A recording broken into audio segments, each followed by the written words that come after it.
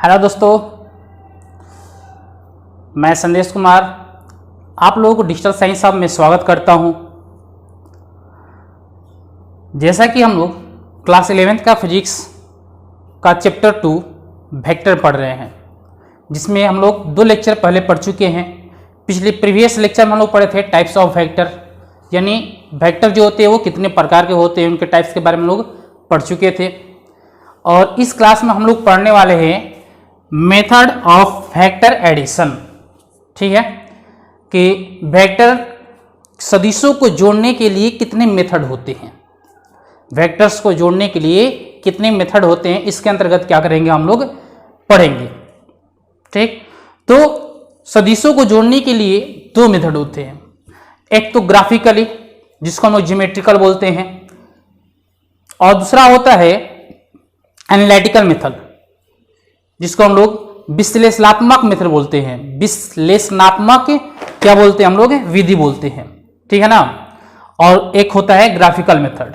चलिए हम लोग देखते हैं सबसे पहले क्या चीज, आप लोगों को ग्राफिकल मेथड।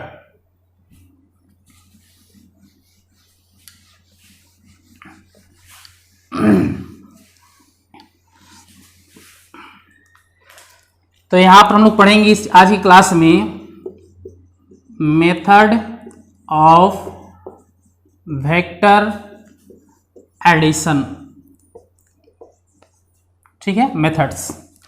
तो इसके अंतर्गत 2 मेथड होते हैं। देखिए पहले एक होता है ग्राफिकल,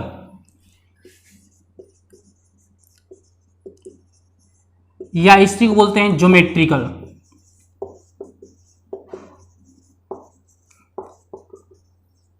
ठीक है ना। और दूसरा होता है एनालिटिकल मेथड।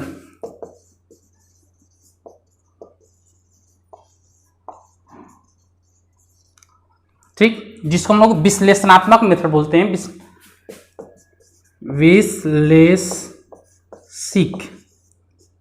विधि। ठीक है, और इसको हम लोग बोलते हैं क्या चीज, ज्यामितीय विधि।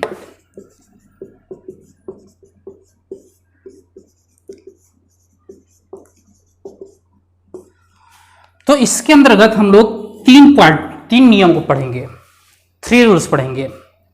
पहला ट्रायंगल लॉ, जिसे हम लोग त्रिभुज का नियम बोलते हैं। ठीक है, सदिशों के योग के त्रिभुजों का नियम। इसके अंतर्गत पढ़ने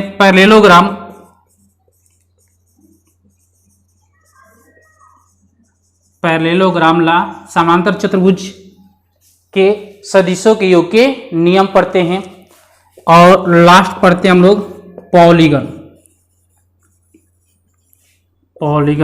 लॉ। ठीक है ना, बहुभुज का नियम। क्या बोलते हैं, बहुभुज का नियम बोलते हैं। और लास्ट इसमें हम लोग पढ़ेंगे इसके फॉर्मूले के बारे में, यानी सूत्र के बारे में क्या करेंगे, जानकारी प्राप्त करेंगे।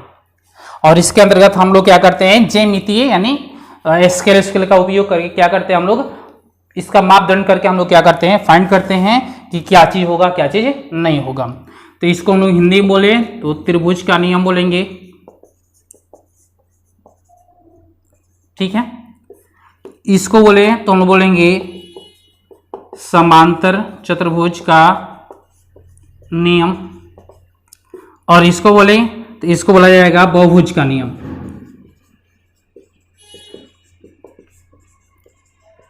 ठीक है, अब देखिए यहां पर तो ये चीज हम लोग पढ़ना है, क्या चीज, method of vector of addition में, यानी सदिशों के योग के क्या चीज, विधि। कितनी विधि होते हैं, तो 2 विधि, ज्योमेट्रिकल एंड एनालिटिकल। ज्योमेट्रिकल के अंतर्गत हम लोग पढ़ते हैं 3 विधि, 3 नियम को पढ़ते हैं।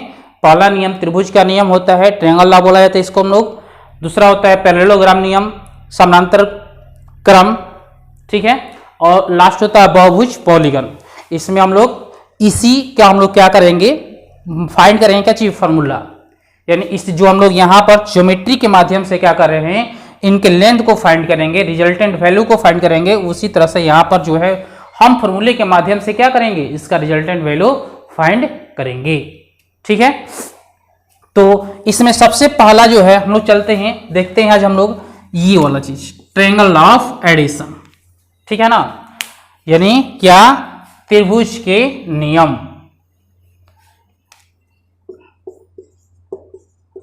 ट्रायंगल लॉ ऑफ एडिशन, ठीक है। त्रिभुज के योग का, सदिशों के त्रिभुज नियम, ठीक है ना। इसके अंतर्गत होता क्या चीज है कि अगर दो सदिश दिया हुआ है, मान लीजिए वेक्टर एक ये है और वेक्टर एक इधर है बी, ठीक है, जो थीटा एंगल के साथ क्या कर रहा है, किसी भी एक्सिस के थीटा एंगल के साथ क्या कर रहा है, ये बन रहा है, ठीक है। तो इस नियम के अंतर्गत होता क्या चीज है, पहले हम लोग इसको समझ लेते हैं क्या चीज होता है, उसके बाद लास्ट में हम लोग क्या कर देंगे, इसका डेफिनेशन लिखवा देंगे, ठीक है ना। तो इसमें होता क्या चीज है कि ये जैसे देखिए, अब पिछले चैप्टर लेक्चर में हम लोग पढ़ चुके हैं इसके टाइप्स। तो इसके टाइप्स में हम लोग पढ़े थे वेक्टर के बारे में, वेक्टर के टाइप्स के बारे में, जिसे हम लोग कहते हैं ये जो तीर का निशान होता है इसको हम लोग बोलते हैं हेड, और इसको बोलते हैं क्या चीज, टेल बोलते हैं, ठीक है ना। इसका ये शीर्ष होता है और ये इसका पुछ होता है। तो इस नियम के अंतर्गत क्या होता है कि एक का हेड, जैसे ये वेक्टर है, इस वेक्टर का ये हेड और दूसरे वेक्टर के टेल को क्या करते हैं, यहां पर रखते हैं, ठीक है ना। दो वेक्टर है, इसको हम लोग को जोड़ना है, तो जोड़ने के लिए क्या करते हैं, पहले वेक्टर का हेड, पहले सदिश राशि का हेड दूसरे सदिश राशि क्या चीज, टेल को क्या करते हैं, इसी पर रखते हैं। तो यहां पर क्या किए कि दो सदिश है, तो मान लीजिए सदिश ए है, ठीक है ना। तो इसके अंतर्गत हम लोग क्या करते हैं, और ये हम लोग क्या करते हैं, इसको यहां से यहां तक पैरेलल शिफ्ट कर सकते हैं, वेक्टर को पैरेलल शिफ्ट कर सकते हैं, जितना एंगल पे यहां एंगल बना है उतना ही पर क्या करेंगे हम लोग, यहां पर एंगल बनाकर इसको शिफ्ट कर सकते हैं। ये आपका हो गया वेक्टर बी, ठीक है ना। तो देखिए ये जो है वो एक ही डायरेक्शन में जा रहा है, यहां से गया इस डायरेक्शन में गया नहीं, तो जो इसका रिजल्टेंट होगा वो इसका अपोजिट डायरेक्शन जाएगा। अब हम लोग इसको ऐसे नहीं लिख सकते हैं, ठीक है ना, ये चीज ऐसे नहीं लिख सकते हैं, इसके जस्ट क्या चीज, अपोजिट डायरेक्शन में, क्या चीज, अपोजिट डायरेक्शन में। तब हम लोग क्या कर सकते हैं, इसको ऐसे लिखेंगे, ठीक है ना। तो ये जो होगा इस त्रिभुज का रिजल्टेंट होगा, बोल सकते हैं इस पॉइंट से इस पॉइंट के बीच का डिस्प्लेसमेंट, ठीक है ना। या फिर बोल सकते हैं इसका क्या चीज, दो सदिश राशियों का परिणामी वैल्यू, ठीक है, रिजल्टेंट वैल्यू। तो जो आर यहां पर होगा वो आपका हो गया रिजल्टेंट वैल्यू, जो होगा आपका ये वाला चीज होगा। समझ में रहा है दिक्कत, वेक्टर ए और वेक्टर बी दिया हुआ हो तो हम लोग क्या करते हैं, किसी वेक्टर को पैरेलल शिफ्ट कर सकते हैं, समांतर शिफ्ट कर सकते हैं, यहां से यहां हम लोग डाल सकते हैं, इसको हम लोग यहां पर भी रख सकते हैं, इसको यहां पर भी रख सकते हैं, लेकिन जितना एंगल बन रहा है उतना एंगल के साथ क्या करते हैं, पैरेलल शिफ्ट कर सकते हैं हम लोग, ठीक है ना। तो यहां पर हम लोग क्या किए, पैरेलल शिफ्ट क्या, तो नियम के अनुसार से कहता है कि अगर इसका हेड दूसरे का टेल, ठीक है ना, इसी तरह से क्या होता है, ये पैरेलल शिफ्ट होता है, ठीक। अब इसका जो रिजल्टेंट वैल्यू जो होगा ये इस डायरेक्शन में नहीं जाएगा, इसके जस्ट अपोजिट डायरेक्शन में जाएगा, रिजल्टेंट क्या होगा, अपोजिट डायरेक्शन में जाएगा, ठीक है ना। रिजल्टेंट क्या होंगे, अपोजिट डायरेक्शन जाएंगे, वेक्टर्स क्या होंगे आपको इसकी, ठीक है, कोई दिक्कत है नहीं है। तो जो इसका मैग्नीट्यूड मिला, मैग्नीट्यूड समझते हैं ना, मैग्नीट्यूड यानी इसको हम लोग हिंदी में क्या बोलते हैं, परिमाण बोलते हैं। तो ये जो परिमाण है वो क्या चीज है, तीसरी भुजा है, त्रिभुज की क्या है, तीसरी भुजा है, length of third side of a triangle, नहीं आपका यही है, लेंथ ऑफ क्या चीज, third side of a triangle. तो हम बोल सकते हैं त्रिभुज की तीसरी भुजा, ये क्या, इसका परिमाण हुआ। और डायरेक्शन क्या हुआ, अब देखिए ये जो है वो या किसके साथ एंगल बनाया है, ये अल्फा, थीटा जो है इसके साथ एंगल बनाया है, ठीक है ना। लेकिन ये जो है अल्फा एंगल है वो किसके साथ बनाया है, वेक्टर ए के साथ बनाया है। तो अल्फा की दिशा क्या होगा, ए, ठीक है ना, या बोल सकते हैं alpha with respect to A, vector A, ठीक है ना। ए के सापेक्ष। क्या है? ए के सापेक्ष जो क्या है वो आपका एंगल बना हुआ है। तो ये इसमें क्या होता है, मैग्नीट्यूड जो हुआ, परिमाण जो हुआ वो क्या हुआ, त्रिभुज की तीसरी भुजा हुआ, लेंथ ऑफ थर्ड साइड हुआ, ठीक है ना। लेकिन जो इसमें जो डायरेक्शन होगा वो डायरेक्शन कहाँ रिप्रेजेंट करेगा, एंगल ए से सॉरी वेक्टर ए से अल्फा एंगल, वेक्टर ए से अल्फा एंगल, ठीक है ना, समझ में आ रहा है। तो इसको लिखना होगा स्टेटमेंट में, तो क्या लिख सकते हैं कि यदि दो वेक्टर दिए गए हो जिनका परिमाण और दिशा जो है एक ही क्रम में है, दो वेक्टर दिया गया है जिसका परिमाण और दिशा क्या हो, एक ही क्रम में, देखिए क्या है, एक ही क्रम में, ये ऐसे गया, ये ऐसे गया, एक ही क्रम में है, ठीक है। एक ही क्रम में हो तो उसका जो रिजल्टेंट वैल्यू होता है, क्या चीज, जो रिजल्टेंट वैल्यू होता है वो तीसरी भुजा होता है, वो भी किसके, जो वेक्टर है उसके विपरीत दिशा में, जो वेक्टर है उसके विपरीत दिशा में क्या करता है, जो इसका रिजल्टेंट, दोनों का रिजल्टेंट वैल्यू क्या करता है, शो करता है, ठीक है ना। तो इसको हम लिख सकते हैं क्या चीज, देखिए क्या लिख सकते, ठीक है। तो ये कह रहा है कि यदि दो दिए गए वेक्टर्स परिमाण तथा दिशा में एक ही क्रम में त्रिभुज की दो भुजाओं द्वारा प्रदर्शित हो तो त्रिभुज की तीसरी भुजा विपरीत क्रम में परिमाण तथा दिशा में उनके वेक्टर्स योग को प्रदर्शित करता है, ठीक है ना। तो ये कह रहा है दो वेक्टर है, दो त्रिभुज की किसी त्रिभुज की दो भुजाएं हैं जो एक ही डायरेक्शन में है, तो इन दो वेक्टर का जो सम होगा, योग होगा, तीसरी भुजा होगा और इन दोनों के विपरीत दिशा में होगा, ठीक है ना। इसमें जो है हेड और टेल को ऐड करते हैं, हेड और टेल को, पहले वेक्टर का हेड अगले वेक्टर के टेल को क्या करते हैं, इसमें रिप्रेजेंट करते हैं। तो ये जो है त्रिभुज ट्रायंगल ऑफ एडिशन, ठीक है ना, ट्रायंगल ऑफ एडिशन सदिश के योग के त्रिभुज का नियम कहलाएगा। क्लियर हुआ इसमें किसी को प्रॉब्लम है और नहीं प्रॉब्लम है तो क्या करेंगे, वीडियो को पॉज करके आप इसको नोट्स कर सकते हैं, ठीक।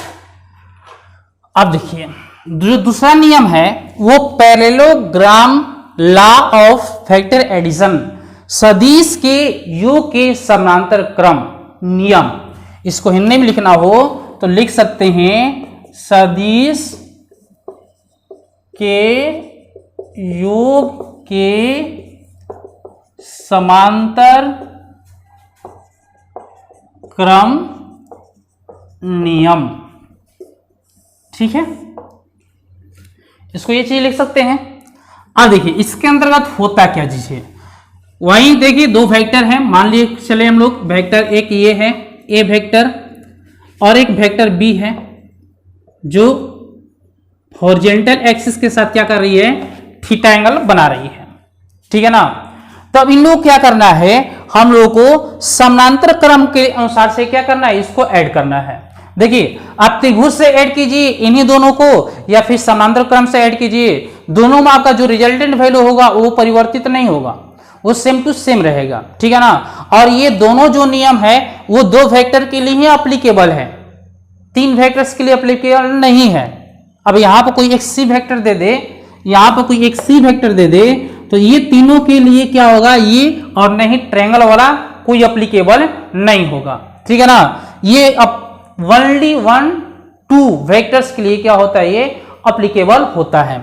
तो अब ये दो वेक्टर हैं, इन दोनों वेक्टर को क्या करना है, ऐड करना है। किस नियम से, इस नियम से, ठीक है ना। तो क्या किया जाएगा कि दो वेक्टर को, जैसे यहां पर नीचे इसको थोड़ा ले ले, देखिए ये वेक्टर ए है और देखिए ये पैरेलल वेक्टर। अब इसमें क्या होता है, टेल से टेल मिलाना होता है, टेल से टेल, ठीक है ना। तो अब बी वेक्टर को पैरेलल शिफ्ट करके यहां पर हम लोग टेल से टेल इसको क्या कर दिए, मिला दिए। ये आपका क्या है, वेक्टर बी है, ठीक है ना। तो अब इसमें क्या कहते हैं, पैरेलल पैरेलल पैरेलल। तो अब इसका करेंगे हम लोग पैरेललोग्राम बनाएंगे, ठीक है, पैरेललोग्राम। और इसमें हम लोग जैसे जैसे शिफ्ट कर देंगे वैसे, तो आपका एक तरह से क्या बन गया, आपका पैरेललोग्राम बन गया, ठीक है ना। तो अब ये वेक्टर और इस वेक्टर का रिजल्टेंट क्या होगा, ये जो रिजल्टेंट होगा वहां से यहां से इसका डायगोनल होगा, इन दोनों एडजेसेंट साइड इसको बोलते हैं, आसन भुजाएं बोलती है। और इन दोनों का जो इंटरसेक्शन पॉइंट है, इस पॉइंट से जो डायगोनल ड्रा होगा, इसी को हम लोग क्या बोलते हैं, रिजल्टेंट वैल्यू। यानी ये जो आर होगा वो होगा vector A plus vector B. ठीक है ना, क्या होगा, vector A plus vector B होगा। ठीक है, अभी थोड़ा देर बाद हम लोग क्या करेंगे, इस पर हम लोग क्वेश्चन सॉल्व करके देखेंगे। ठीक है, पहले हम लोग समझ लेते हैं। तो ये पैरेललोग्राम में क्या होता है, पैरेललोग्राम में होता क्या चीज है कि ये जो है, इसमें जो रिजल्टेंट वैल्यू होता है वो आपको होता है क्या चीज, इस पैरेललोग्राम का डायगोनल।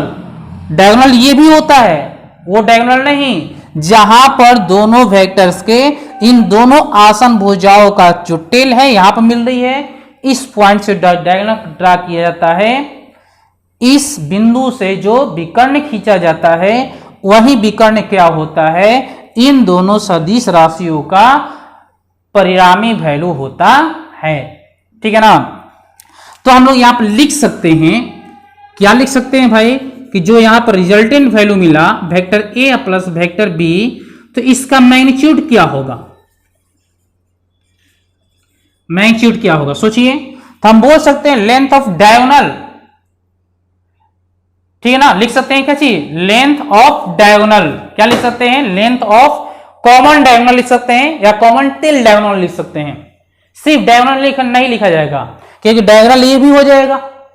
ठीक है ना, तो हम लिख सकते हैं, अगर इंग्लिश में लिख दे तो लेंथ ऑफ कॉमन डायगोनल। ठीक है ना, बोल सकते हैं लेंथ ऑफ क्या चीज, कॉमन डायगोनल। ठीक, यानी उभयनिष्ठ विकर्ण की लंबाई लिख सकते हैं। हिंदी में लिखे तो उभयनिष्ठ विकर्ण की लंबाई।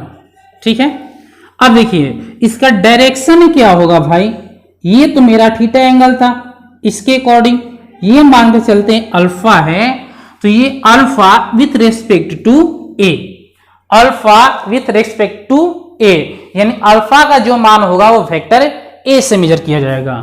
जो इसका डायरेक्शन होगा, डायरेक्शन वो अल्फा विथ रेस्पेक्ट टू ए। ठीक है ना, लिख सकते हैं अल्फा का मान वेक्टर ए से।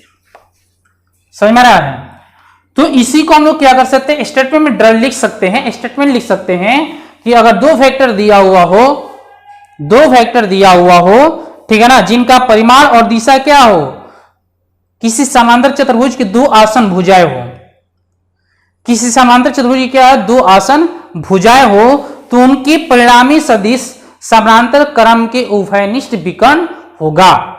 क्या होगा, समांतर क्रम के उभयनिष्ठ विकर्ण होगा।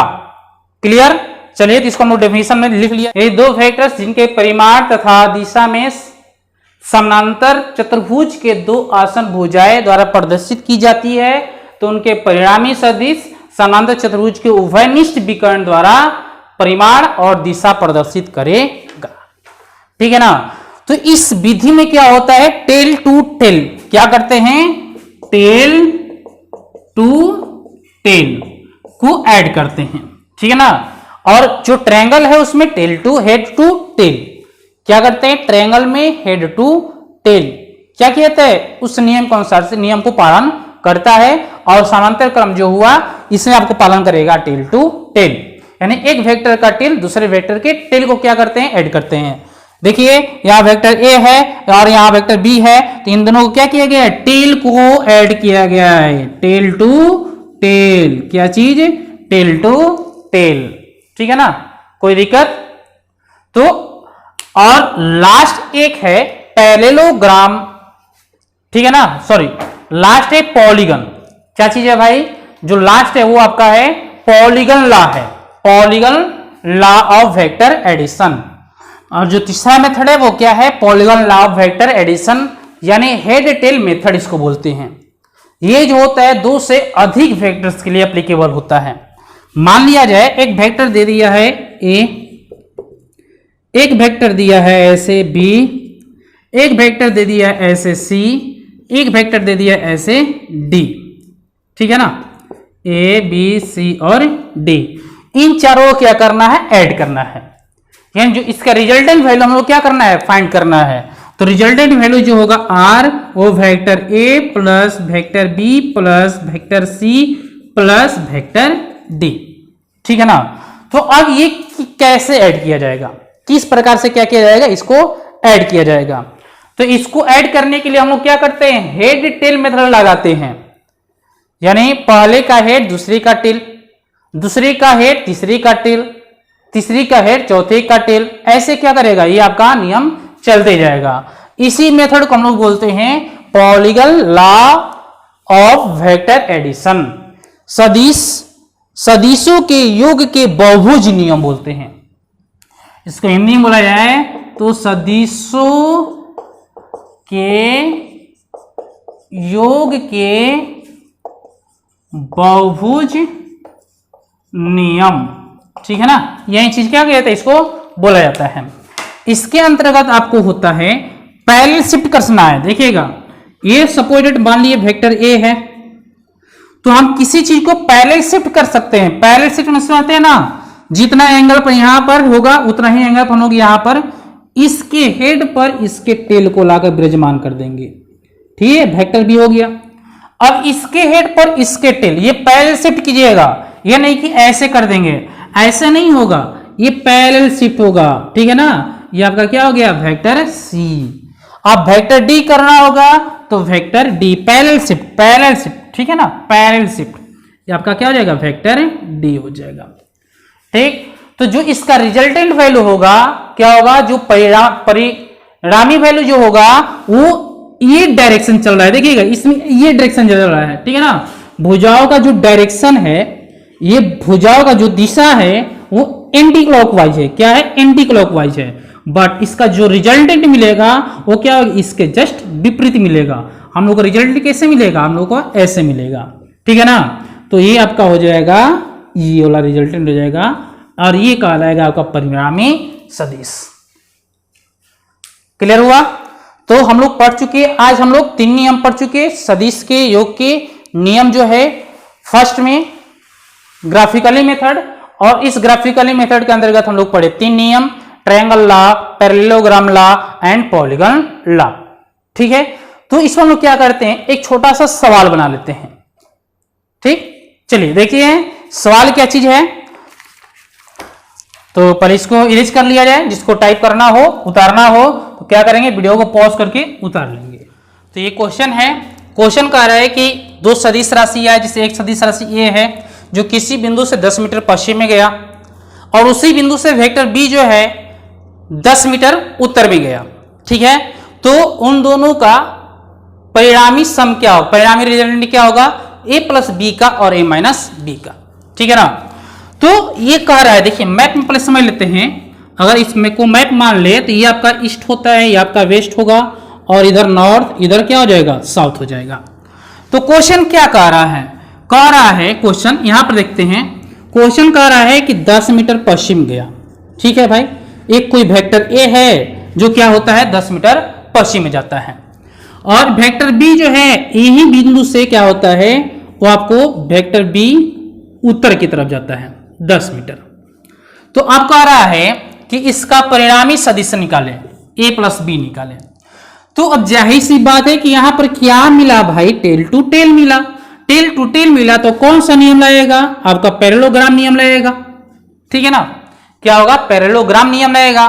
तो यहां पर क्या हुआ, पैरेललोग्राम लग गया, तो यहां से एक पैरेलल बनाएंगे, और इसका रिजल्टेंट जो होगा इसका डायगोनल जाएगा, ठीक है ना।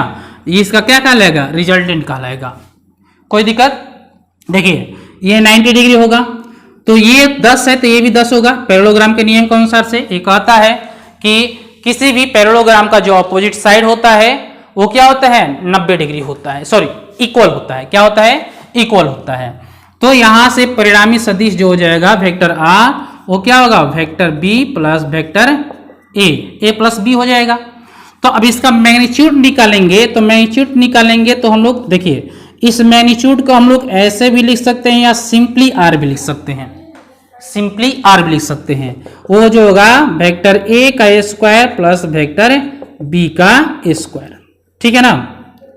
तो इसका 10 है, स्क्वायर डाल दें, इसका भी 10 है, तो आर स्क्वायर यानी R square equal to 100 plus 100 क्या हो जाएगा 200। तो आर का वैल्यू हो जाएगा स्क्वायर रूट 200 यानी 10√2 मीटर। तो इसका परिमाण क्या हुआ 10√2 मीटर। परिमाण क्या हुआ 10√2 मीटर हुआ, ठीक है ना। बट एंगल की बात करें, बोले कि डायरेक्शन क्या है भाई, जो परिमाण है वो क्या है, ये आपका जो है वो मैग्नीट्यूड है। क्या है भाई, मैग्नीट्यूड है, ठीक है ना। और डायरेक्शन क्या होगा, तो डायरेक्शन निकालने के लिए आपको ये एंगल फाइंड करना पड़ेगा। डायरेक्शन बोल रहा है कहां से निकालना है भाई, पश्चिम दिशा से निकालना है। डायरेक्शन कहां से निकालना है, पश्चिम दिशा से बताना है डायरेक्शन इसका, यानी इस डायरेक्शन से बताना है, इससे बताना है, वेक्टर ए से बताना है कि इसका डायरेक्शन क्या हुआ। तो सबसे पहले क्या फाइंड करना पड़ेगा, ये वाला एंगल। तो ये वाला एंगल निकालने के लिए आप क्या करेंगे, देखिए अब चाहे तो आप ट्रिग्नोमेट्री का अप्लाई कर सकते हैं, अगर उससे बचना चाहते हैं तो आप 8th क्लास में या 10th क्लास में पढ़े होंगे कि ये कौन सा त्रिभुज है। ये वाला जो त्रिभुज आप देख रहे हैं वो कौन सा त्रिभुज है, समद्विबाहु है। और समद्विबाहु त्रिभुज के आमने सामने की जब कोण क्या होती है, बराबर होती है। ये अकेले 90 डिग्री है तो ये आपका 45 हो जाएगा और ये भी क्या होगा 45 डिग्री। तो जो डायरेक्शन है वो बोल सकते हैं क्या चाहिए 45 डिग्री विथ रेस्पेक्ट टू ए, ठीक है ना, या विथ रेस्पेक्ट टू वेस्ट, पश्चिम से 45 डिग्री पश्चिम से, ठीक है। तो ये a प्लस बी का वैल्यू मिला। अब देखिए क्या कह रहा है, a माइनस बी, ये माइनस बी ये क्या रिप्रेजेंट करता है, माइनस बी रिप्रेजेंट करता है डायरेक्शन को। कह रहा है कि माइनस में है मतलब बी के अपोजिट जा रहा है इस डायरेक्शन में, ये जो है वो रिप्रेजेंट किया माइनस बी। क्या किया, माइनस बी को रिप्रेजेंट किया, ठीक है ना। तो अब इसको निकालना है तो इसके भी सेम प्रोसेस हो जाएगा, पैरेललोग्राम लगेगा, इसका रिजल्टेंट इधर जाएगा। तो ये यहां पर आर होगा वो vector A plus minus vector B, घटाएंगे नहीं जोड़ेंगे, ये माइनस बी, तब यहां से क्या हो जाएगा vector A plus minus minus B, तो यहां पर रिजल्टेंट मिल जाएगा, ठीक है ना, समझ में आ रहा है। अब यहां पर क्या करेंगे, अब वैल्यू रखेंगे, क्या करेंगे आप लोग, वैल्यू रखेंगे। तो यहां पर क्या करेंगे, वैल्यू रखकर क्या बताएंगे हम लोग, ये बताएं आप जब इस माइनस बी की जब क्या रखेंगे 10 मीटर रखेंगे।